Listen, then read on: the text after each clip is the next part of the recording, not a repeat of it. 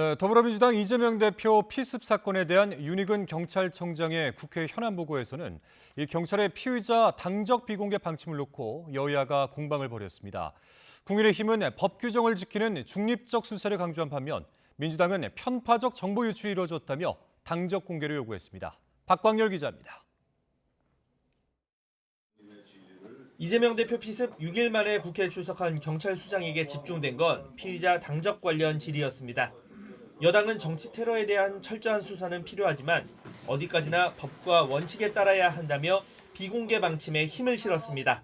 공무원이 당원 명부 관련 정보를 누설해선 안 된다는 정당법을 거론하며 정치적 중립을 강조한 겁니다.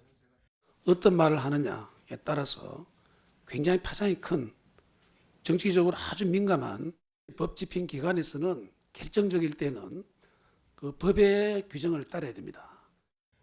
민주당은 사문화된 규정이라고 발끈했습니다. 진상규명을 위해선 범행 동기와 공모 여부를 반드시 밝혀야 한다며 투명한 정보 공개를 촉구했습니다.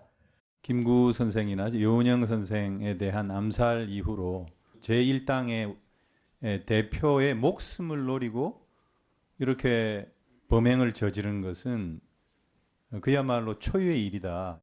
공범은 없느냐? 여기에 굉장히 많은 의문을.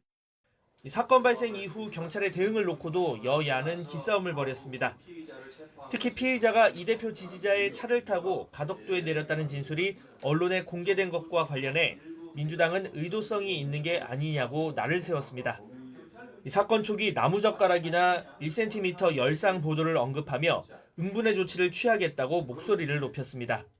수사 정보의 유출이 선택적 유출이고 피해자인 야당 대표를 조롱하고 왜곡하는 그런 상황으로 여당은 정치적 해석을 자제하라고 반박했습니다.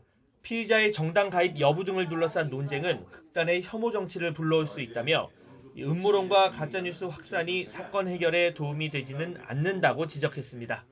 정치적으로 있어서 폭력, 보복, 선동 정치는 절대로 있어서는 안 된다고 봅니다. 매뉴얼이 정확하게 있었다라고 하면은 아마 그런 부분들도 좀 해소가 되었을 거라고 생각하는데. 여야가 신경전을 벌이는 가운데 국민의힘 한동훈 비대위원장은 이번 주 1박 2일 일정으로 부산을 방문합니다. 총선을 90여일 앞두고 주요 승부처 중 하나로 꼽히는 PK 민심에 이재명 대표 피습 사건이 어떤 영향을 미칠지 주목됩니다. YTN 박광열입니다.